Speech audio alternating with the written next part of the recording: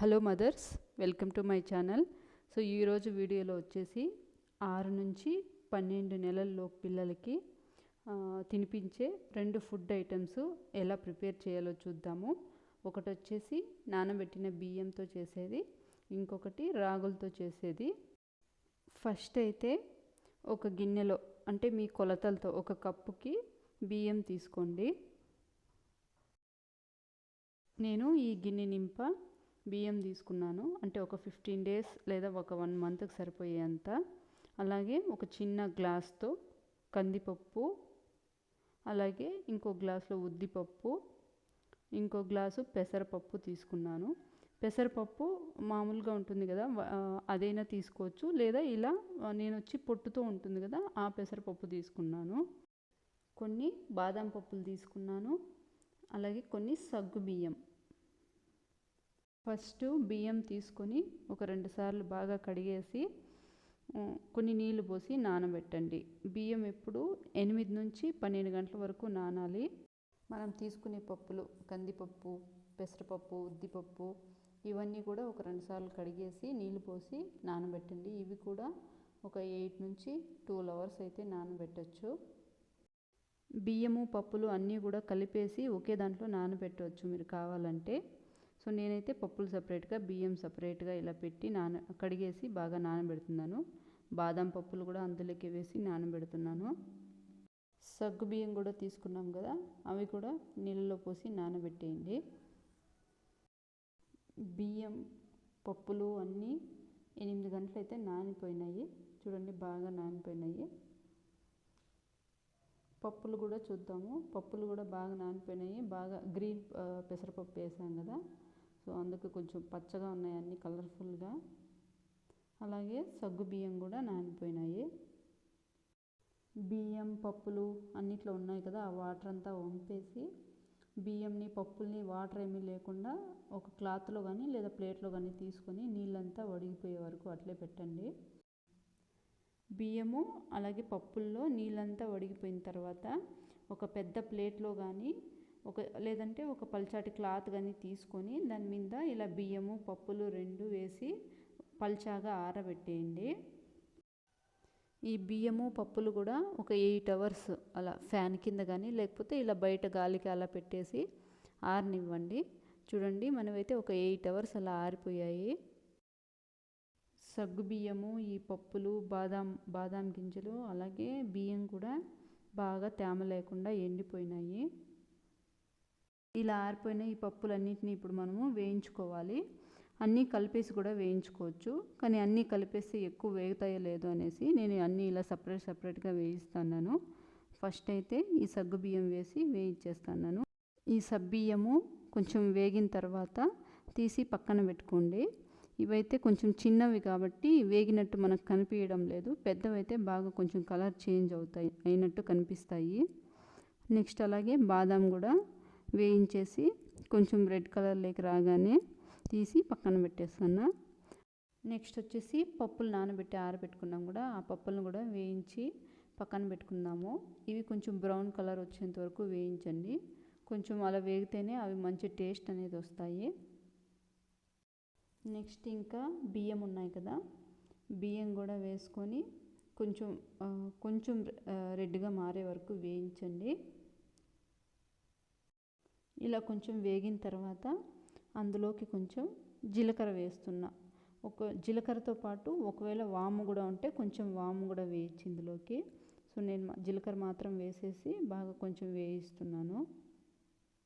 ఇలా అన్నీ వేగిపోయిన తర్వాత వీటిని మనం పొడి చేసి పెట్టుకోవాలి. అన్నీ కలిపేసి కానీ వేసుకోవచ్చు, లేకపోతే సపరేట్గా అయినా పొడి చేసుకోవచ్చు. నేను ఈ పప్పులన్నీ వేసేసి పొడి చేస్తున్నాను. ఎంత మెత్తగా వీలైతే అంత మెత్తగా పొడి చేసి పెట్టండి. చూడు, ఈ మాత్రం వచ్చింది. సో మీకు ఇంకా గరుగ్గా అనిపించింది అనుకో, ఇంకా ఒకసారి పొడి చేసుకోండి. అలాగే నెక్స్ట్ వచ్చేసి బియ్యం కూడా మిక్సీలో వేసుకొని ఇలా మెత్తగా పొడి చేసి పెట్టుకోవాలి. ఇప్పుడు పప్పుల పొడి, బియ్యం పొడి 2 కలిపేసి నేను మిక్స్ చేసేస్తున్నాను.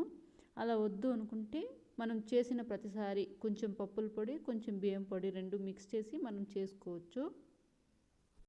ఫస్ట్ టైము మనము వాళ్ళకి ఫుడ్ పెట్టేటప్పుడు మరీ ఎక్కువగా ప్రిపేర్ చేసేయకుండా కొంచెం తక్కువగా ఒక స్పూను లేదా ఒక 2 స్పూన్లు వేసి కొంచెం వాటర్ తీసుకొని ఒక గ్లాసు లేదా వాళ్ళకి పలుచగా పెట్టడానికి సరిపోయేంత వాటర్ తీసుకొని నీళ్ళల్లో కలిపేసి పొడి ఏం ఉండలు లేకుండా బాగా మిక్స్ చేసేసి మనం దాన్ని ఉడికించుకోవాలి.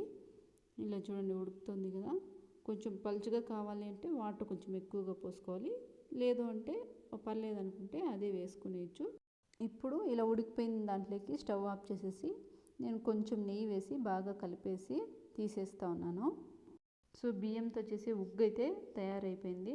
6 నెలల పిల్లలు ఎక్కువగా అరిగించుకోలేరు కాబట్టి కొంచెం పలుచగానే పెట్టండి ఇది. ఇప్పుడు వచ్చేసి రాగి జావా చేసేదానికోసం ఒక గిన్నెకి రాగులు, కొన్ని పెసళ్ళు, కొన్ని కందులు, అలాగే కొన్ని ఉలవలు తీసుకుందాం. ఈ రాగులన్నిటినీ బాగా పైన పొట్టు అది ఊడిపోయేలాగా ఒక 2 సార్లు కడిగి ఒక గిన్నెలో నానబెట్టుకోవాలి. అలాగే ఈ పెసుళ్ళు, ఈ గింజలు ఉన్నాయి కదా, వీటన్నిటిని కడిగేసి ఒక గిన్నెలో నానబెట్టాలి. ఈ రాగులు, ఈ గింజలు కూడా 8 నుంచి 12 గంటల వరకు నానబెట్టుకోవాలి.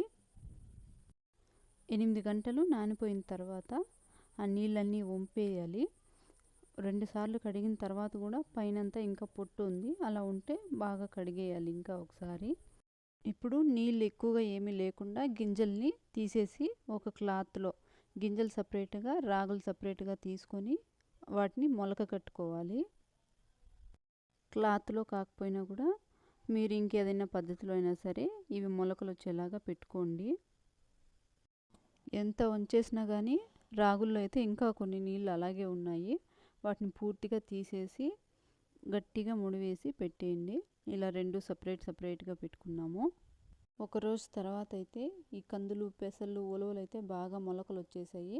వీటిని ఒక ప్లేట్లోకి తీసుకొని బాగా గాలికి ఆరేలాగా పెట్టండి. ఇప్పుడు రాగులు ఒకసారి ఓపెన్ చేసి చూద్దాము. ఈ 24 అవర్స్ తర్వాత కూడా ఇవి అంత ఎక్కువ మొలకలు అయితే రాలేదు. 78 గంటలు పడుతుంది ఈ మొలకలు వచ్చేదానికి. ఈ రాగులు ఎక్కువ అసలు మొలకే రాలేదు. ఎందుకు రాలేదో నాకైతే ఎగ్జాక్ట్గా రీజన్ తెలీదు. ఒకవేళ మీకు తెలిస్తే ఖచ్చితంగా కమెంట్ చేయండి. మొలకొచ్చిన తర్వాత ఈ రాగుల్ని కూడా ఆరబెట్టేసుకోండి. రాగులు కూడా ఒక 8 గంటలు అలా బాగా ఆరిపోయిన తర్వాత తేమ లేకుండా మనం వేయించుకోవాలి. రాగులు అవి వేయించుకున్న తర్వాత ఈ మొలకొచ్చిన గింజలను కూడా వేసి బాగా వేయించుకోవాలి. ఈ గింజలు కూడా బాగా రెడ్ కలర్లోకి అలా వచ్చేంత వరకు వేయించుకోవాలి. అలా వేగితే ఇది పొడి చేసినప్పుడు చాలా టేస్టీగా ఉంటుంది. వేగిన తర్వాత గింజలు కూడా మనం కొరికి చూస్తే దాని టేస్ట్ ఎలా ఉంది అనేసి అర్థమవుతుంది. వేగి చల్లారిపోయిన తర్వాత ఈ గింజల్ని బాగా నలిపేసి ఆ పైన వచ్చింటాయి కదా మొలకలు, ఊడిపోయిన మొలకలు అలాంటివి ఉంటే పక్కకు తీసేసి గింజలు మాత్రం వేసి పొడి చేసుకోవాలి. ఈ గింజలు కూడా ఎంతవరకు వీలైతే అంతవరకు మెత్తగా పొడి చేసి పెట్టుకోండి. ఒకవేళ గరుగ్గా ఉంది అని అనిపిస్తే మీరు ఇంకా ఒకసారి మిక్సీకి వేసి చాలా మెత్తగా అయితే వేసుకోండి పొడి. రాగులు కూడా చల్లారిపోయిన తర్వాత బాగా నలిపేసి ఏమైనా పొట్టు అలాగుంటే అంతా తీసేసి గింజలు వేసుకొని మెత్తగా పొడి చేసి పెట్టుకోండి. ఒకవేళ మీకు ఎక్కువ గరుగ్గా ఉంది అనిపిస్తే ఇలా జల్లెడ పట్టేసుకోండి. మిక్సీలో వేసిన తర్వాత ఏవైనా మెదక్కుండా గింజలు అలా ఉండిపోయి ఉంటే ఇలా జల్లెడ పట్టుకున్న తర్వాత తీసేయచ్చు మనము. ఇలా మెత్తగా పొడి చేసుకున్న తర్వాత గింజల పొడి కూడా నేను జల్లెడ పట్టేసి రాగి పిండిలోకి కలిపేస్తాను. ఇది 2 మిక్స్ చేసేసి మనం ఒక బాక్స్లో దేంట్లోనే పెట్టేసుకుంటే ఒక 1 నెల రోజుల వరకు వాడుకోవచ్చు. వేయించిన తర్వాత రాగులు, గింజలు ఉంటాయి కదా, అవైతే చాలా టేస్టీగా ఉంటాయి. అసలు మనమైతే అలాగే తినేయచ్చు.